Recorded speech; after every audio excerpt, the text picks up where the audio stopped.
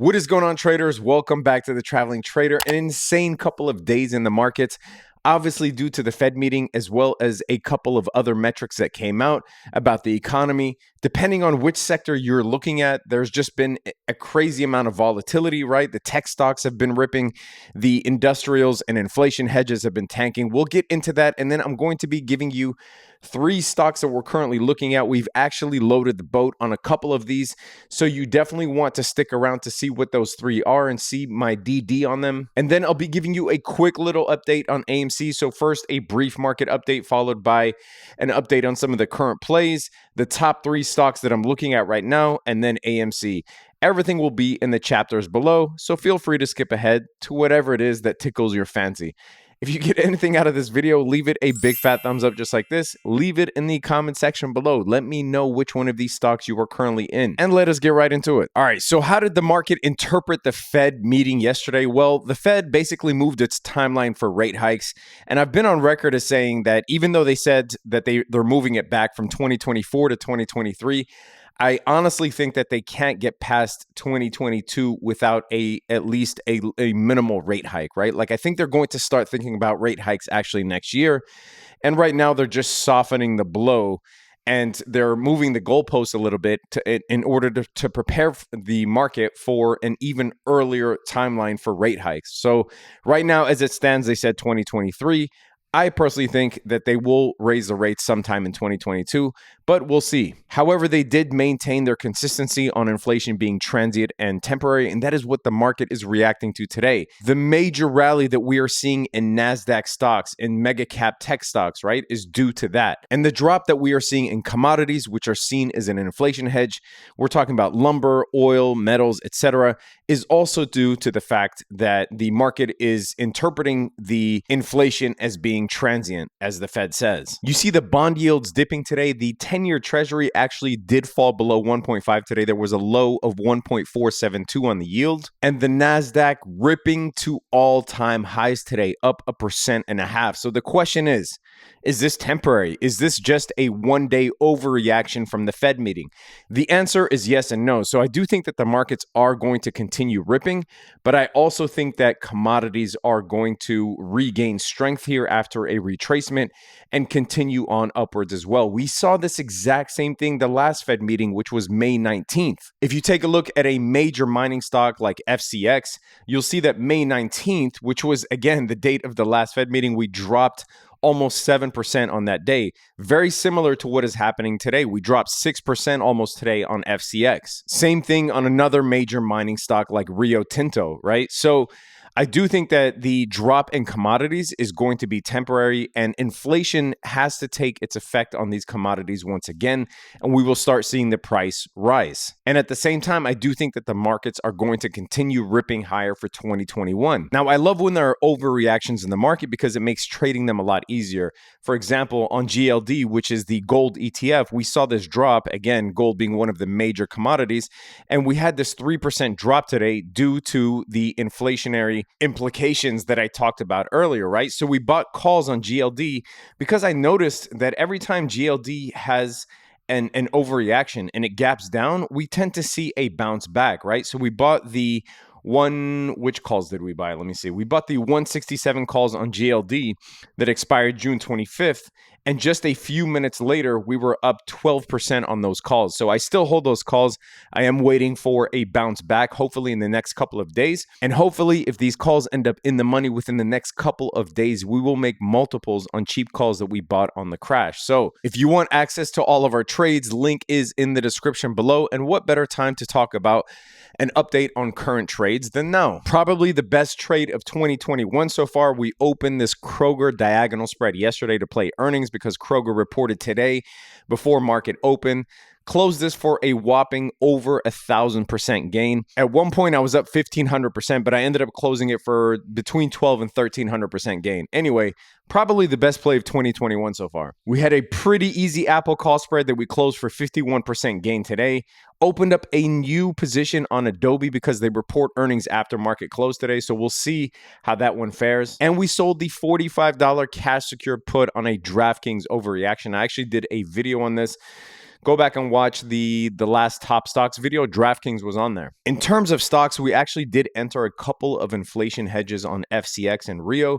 Both of those are actually down today because of what I just talked about at the outset. However, I still like both of these metal stocks for the long term. All right, so let me get into the top 3 potentially high growth stocks to buy right now. Stock number 1 is SoFi. SoFi we bought I think it was yesterday or a couple of days ago. But I bought SoFi for the long term because based on its growth trajectory and its price upgrades, there is almost a 30% upside here for SoFi, in my opinion, in the long term. It is up 8% in the last couple of days anyway, but there's still an additional 30% in my opinion. SoFi is an absolute powerhouse in the fintech game, touting a bunch of different subsectors. We're talking about student loans, personal loans, trading, peer-to-peer money transfers, etc. There are so many facets that this app actually contains. They posted revenues of $216 million, which represents a 151% growth year over year. They added an additional 430,000 users to its platform, and it also reaffirmed its forward year 2021 guidance of $980 million, which represents a 58% year over year and an adjusted EBITDA of $27 million. Now, in terms of price action, just looking at its young chart after graduating from a SPAC, it could be very choppy. So I don't want to give the impression that this is sort of a safe bet, meaning that you could buy it and not experience a heart attack if the stock makes major moves up and down, right? However, for the long term, I think this will stabilize and eventually SoFi will be worth more than it is today. As I said, the $30 target represents an over 30% price upside. Stock number 2 is Sunrun. We've swing traded Sunrun before. It tanked 62% from all-time highs over the course of, 4, 5, 6 months?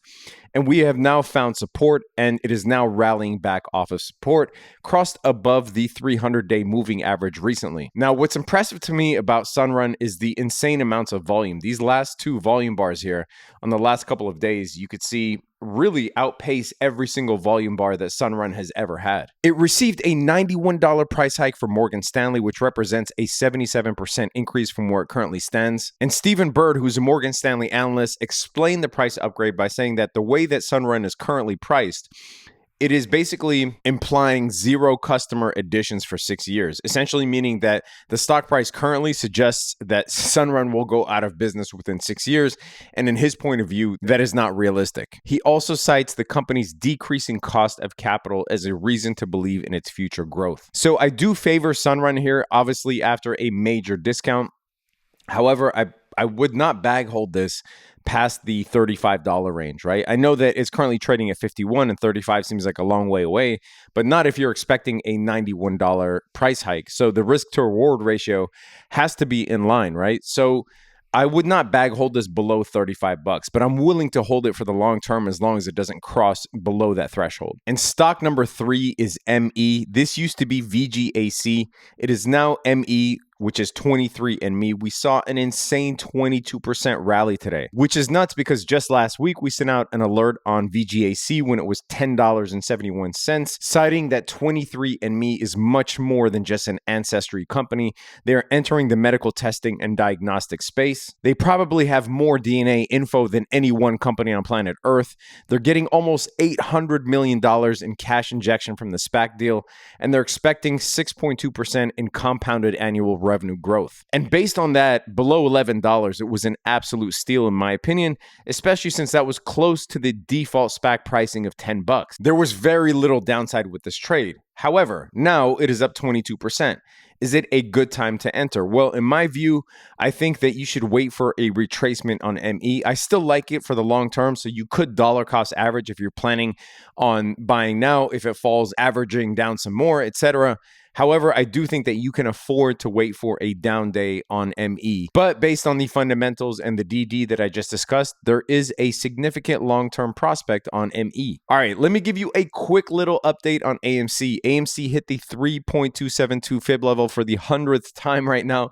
What it seems like, right? This seems to be the resistance here. It's crazy that some people were deriding TA or even fib level specifically, even though these things have been spot on, right? Go back and look at any of my my AMC videos. These are the tools that I use in order to guide us on determining what is a good buy point for AMC. Obviously, we broke out of the bull flag here, or bull pennant, depending on how you want to call it, and we are now finding resistance at the 3.272 fib level. Volume is pretty consistent. Let us take a look at the options volume. As I said in my last video, I do want to see more calls coming in for June 25th, which is next week's expiration from the time of this recording, because I do think that that is required in order to keep pushing the gamma squeeze narrative. We are seeing a healthy number of calls, but nothing like what we saw in the June 18th expiration. So we do need this to continue if we do want the gamma squeeze to continue playing out. The short interest looks like it has increased a bit from 11% to 13%, but not quite where we were just a couple of weeks ago. So we'll continue to monitor this and see if shorts